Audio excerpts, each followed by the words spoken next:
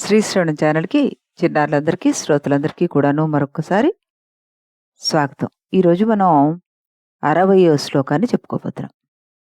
ఇక్కడ అమృత లహరి, అమ్మవారి అమృత లహరి గురించి తెలుపుతున్నాం. మణిద్వీపంలో పరమేశ్వరి పక్కన సరస్వతి, లక్ష్మీదేవులు, అనేక మంది ఇంకా దేవతలు వీరందరూ కూడా కూర్చుంటారు అని మనం వింటూ ఉంటాం గదా! అందులో ఈ సరస్వతీదేవి యొక్క గాన అమృత ప్రవాహాన్ని గురించి, దానికి సంబంధించిన విశేషాల గురించి కూడాను ఇందులో మనకు ప్రస్తావన వస్తోంది. అదేంటో మనం వివరంగా తెలుసుకుందాం. ముందుగా సంస్కృత శ్లోకాన్ని వినేసి, ఆ తర్వాత ప్రతిపదార్థ తాత్పర్యాల్ని తెలుసుకుందాం. ముందుగా సంస్కృత శ్లోకం. सरस्वत्या सूक्तिः अमृतलहरी कौशलहरीः पिबन्त्या शर्वाणि श्रवणचुलुकाभ्यामविरलं चमत्कारश्लाघा चलितशिरसः कुण्डलगणो झणत्कारैस्तारैः प्रतिवचनमाचष्ट इव ते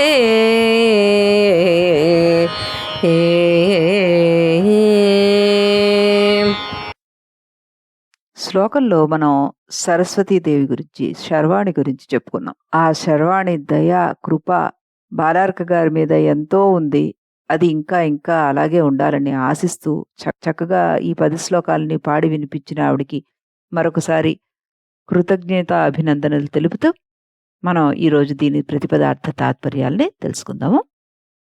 హే జగన్మాత, శర్వాణి పార్వతీమాత, సరస్వత్య సరస్వతీదేవి యొక్క అమృతలహరి అమృత ప్రవాహము యొక్క కౌశలహరీ మాధుర్యమును హరించు సూక్తి సూక్తులు శ్రవణ చుళుకాభ్యాం చెవులనే దోసిళ్లతోటి పిబంత్యాహ త్రాగుతున్నట్టి చమత్కారములతో శ్లాఘ ప్రశంసలతోటి చలిత కదులుతున్న శిరసః శిరస్సు గల తే నీ యొక్క కుండలగణ కర్ణాభరణాలు తారైహి అంటే గొప్పవైన ఝణత్కారైహి ఝణఝణ శబ్దాలతోటి ప్రతివచనం ఆమోదాన్ని ఆచేష్టేవ అంటే పలుకుతున్నట్లుగా ఉంది అంటున్నారు. ఓ శర్వాణి, సరస్వతీదేవి నీ సభకు వచ్చి అమృత ప్రవాహాల కంటే మించిన గొప్ప సూక్తులతోటి గానం చేస్తుంటే నీ 2 చెవి దొప్పిళ్ళు అందులోని మాధుర్యాన్ని చమత్కారాల్ని వింటోంది. అప్పుడు నీ శిరస్సు ఆ సరస్వతీ సూక్తులకు ఆమోదం తెలుపుతున్నట్టుగా కదులుతూ ఉంటే నీ చెవుల కుండలాలు జణజణ నాదాలు చేస్తున్నాయి. ఆ నాదాలు నీ ఆమోదాన్ని తెలియజేస్తున్న ప్రశంస వాక్యాల వలె ఉన్నాయి అంటూ చాలా చక్కటి అర్థం చెప్పారు శంకరులు వారు. అంటే కొన్నిసార్లు మన భావాలు, మన కదలికలే ఎంతో చక్కటి సందేశాన్ని అందిస్తుంటాయి. ఆ రకంగా సరస్వతీదేవి పాడుతున్న ఆ సూక్తులకి ఆవిడ వింటూ పరవశించిపోతూ మాటలతో కాకుండా తన శిరస్సును ఊగించే ఆవిడకి ప్రశంసలను అందించారు. ఆవిడ కుండలాలు ఊగుతూ ఉంటే ఆ ప్రశంసలు కూడాను వాటి ధ్వని రూపంలో బయటకొచ్చాయంటూ చక్కగా, చాలా చక్కగా మనకి శంకరుల వారు ఈ శ్లోకంలో ఇమిడ్చి మరీ చెప్పారు. ఇప్పుడు మనం దీని తెలుగు పద్యాన్ని కూడా విని ఆ తర్వాత విశ్లేషణలోకి వెళ్దాం. ముందుగా తెలుగులో పద్యం.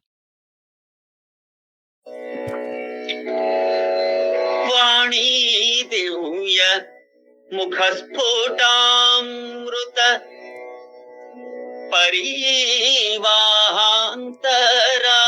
పరీవాహాంతరాలాపనో వీణుల్ చేరగ మెచ్చుచున్ నిరతమాపి ఊషమున్ బ్రోలి నీవానందమున శీర్షమూప నిజ కర్ణాలంకృతా కుండల వాణ తార ఝుంకృతులు దోపంజేయు మార్పల్కులన్.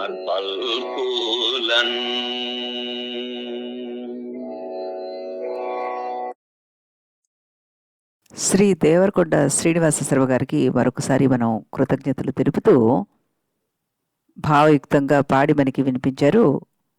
అభినందనలు తెలుపుతూ దీని వివరణలోకి వెళ్ళిపోదాం మనం. శంకరులు వారు ఇక్కడ కూడా అమ్మవారి కర్ణాభరణాలనే వర్ణిస్తున్నారనమాట. అమ్మవారిని ఇందులో శర్వాణి అంటూ సంబోధించారు. శర్వుడి యొక్క భార్య.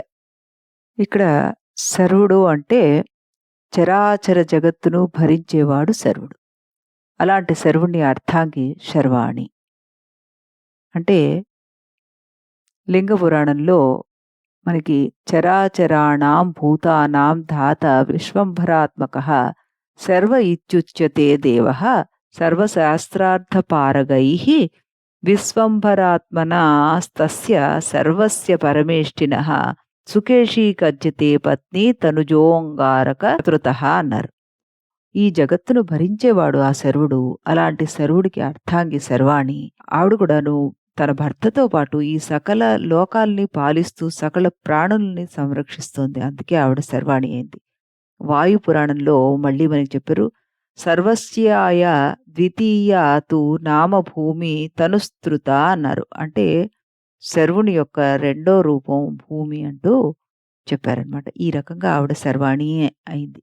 అంటే సదా జగత్తుని పాలిస్తూ ఉండేవారు వారు అంటూ చక్కటి పదప్రయోగాన్ని వేశారు శంకరుడు వారు. ఇకపోతే దీనిలో ఈ శ్లోకానికి అర్థం విషయానికి వస్తే మనకి ఇందులో కూడాను అమ్మవారి చెవి కమ్మల గురించే మనకి చెప్పారనమాట. ఇందాక చెప్పుకున్నట్టుగానే ఆవిడ తన చెవులనే దోసిళ్లతోటి అమృతాన్ని కూలుతూ ఆహా ఎంత బాగుంది అనకుండా ఆమోదంగా ప్రోత్సాహకరంగా శ్లాఘించడానికి తల ఊపితే ఆవిడ తాటంకాలు జణత్ జణత్ అనే శబ్దాలతోటి ప్రశంసిస్తున్నాయని వర్ణించారు. ఈ శ్లోకంలో చెవి శృతికి సంకేతం, తాటంకాలు ఆ శబ్ద లయకు సంకేతం అంటూ శంకరుడు వారు చాలా చక్కటి ప్రయోగాన్ని, చాలా చక్కటి శ్లోకాన్ని మనకి అందించారు. ఇక్కడ ఆమె శిర కంపన తాళానికి సంకేతకం అన్నారు. ఇలాంటి శ్లోకాన్ని మనకి అందించిన శంకర భగవత్పాదుల వారికి మనందరము కూడాను ఎప్పటికీ రుణపడే ఉంటాం. మరొకసారి ఆయనకి ప్రణమిల్లుతూ దీనికి సంబంధించిన యంత్రాన్ని గురించి కూడాను మనం తెలుసుకుందాం. దీనికి సంబంధించిన యంత్రం అధోముఖ సమభుజ త్రికోణము త్రిశూలత్రయ సహితము శ్రీం బీజయుక్తం. అది ఈ శ్లోకాన్ని గనక మనం పఠిస్తే విద్యాలాభం కలుగుతుంది అంటారు పెద్దలు.